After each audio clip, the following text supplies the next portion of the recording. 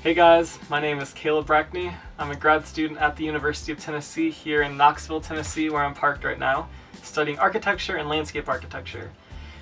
I studied interior design in my undergrad and really grew an appreciation for the way spaces are laid out and learning how to use textures and materials to improve the quality of life people live.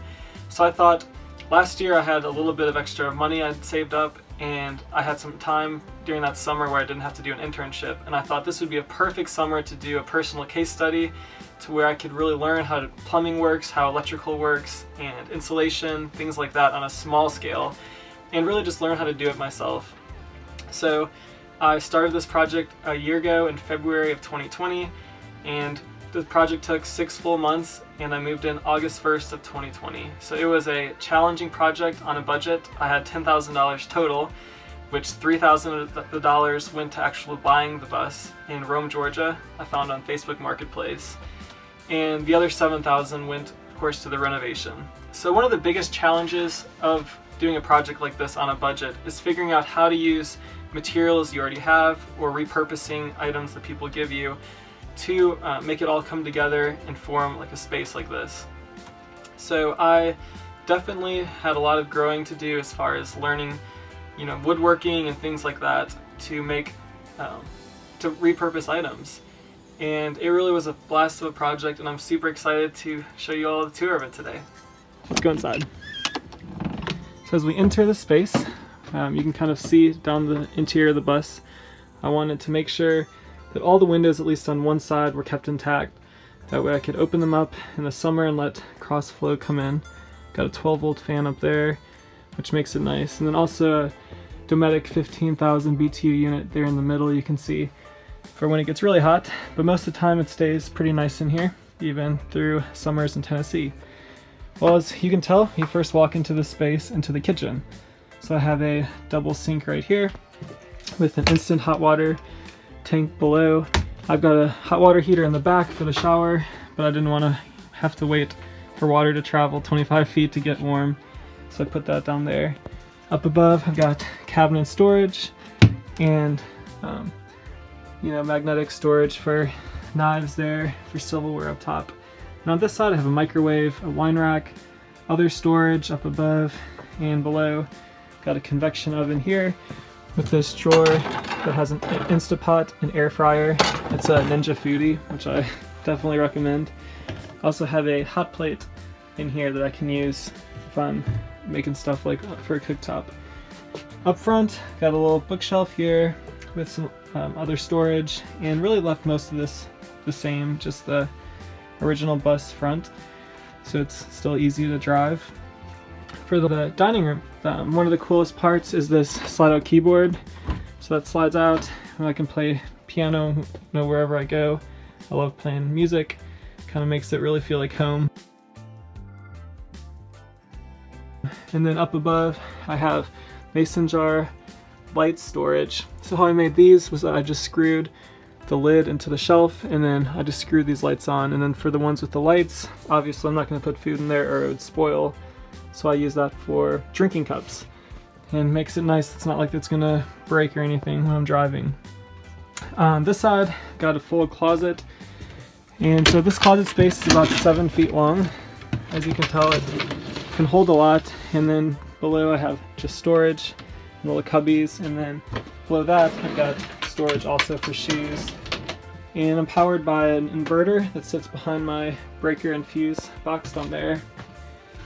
So another iconic part of this bus is the skylight. So this is a 6-foot 10-inch tall clear story skylight, and as I'm 6'2", it's the only place in the bus I can really stand up. So naturally I had to put it in front of the closet, so when I'm changing every day I can stand up and not worry about hitting my head. But it really makes the space feel bigger.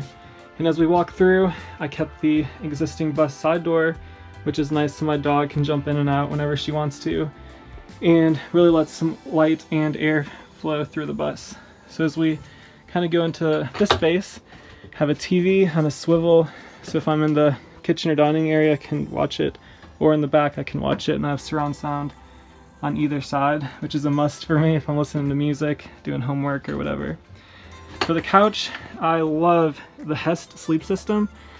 So if you've not heard of Hest, I'm a huge fan of them. These air mattresses, the top is memory foam and the bottom is actually inflatable. So you can deflate it super fast and lower it, or just roll it up and take it tent camping, or if you have guests over in your house, you can just bring it in the house. And then their pillows also, you can see I have 2 of them. It's a memory foam pillow, so you unzip it and it turns into like 4 times that size. It's pretty cool. But this bed pulls out and turns into a full-size bed, which I love. Here's the AC unit I was talking about. And then I have a moonlight above the bed. I'm surrounded by a PVC light fixture that I made, and just dropped outdoor string lights through it. It's the same lights that these are. And then I have a queen-size bed, so plenty of space. I have a 50-gallon freshwater tank underneath this bed. And then these are on magnets, so I can open them and keep stuff. I have my shower, freshwater or hot water heater back here. And as we go to the back, a few feet back here, I've got my toilet, which I have a black water tank underneath that, and then my shower, and I have a gray water tank behind that. So it's right in front of the door. So if I'm showering, it's easy to let the vent out. And also if I'm carrying stuff, I can just set it in the shower. Right here I have storage. Underneath there are my sewer lines.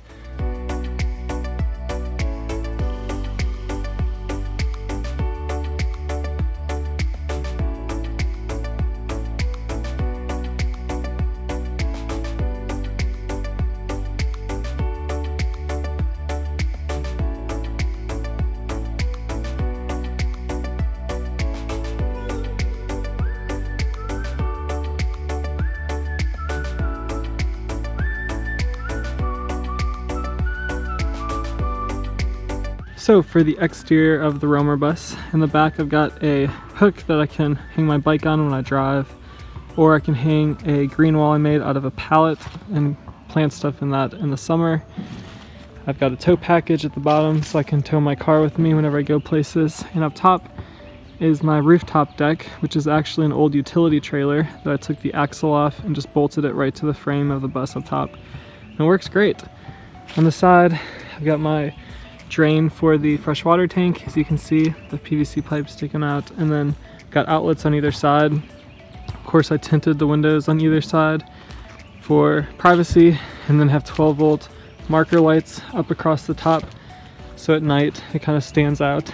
And then up front I have a keypad entry, so I don't have to carry a key with me wherever I go places. As we work around to the other side, as you can see, the tan paint is Valspar 360 Duramax. That's 1 gallon of that for the whole thing. I got that from Lowe's, and the color was Timber Dust, I think. And the bottom is 1 gallon of flat black Rust-Oleum paint, and it only took 1 gallon of that as well. So on this side, I've got the battery box. I have my 50 amp service. The cord is in there. I can lock, and then have my water inlet, and then outlet over here with my black water tank, and then sewer valve underneath there so I can drain my tanks. So this is the exterior of the roamer.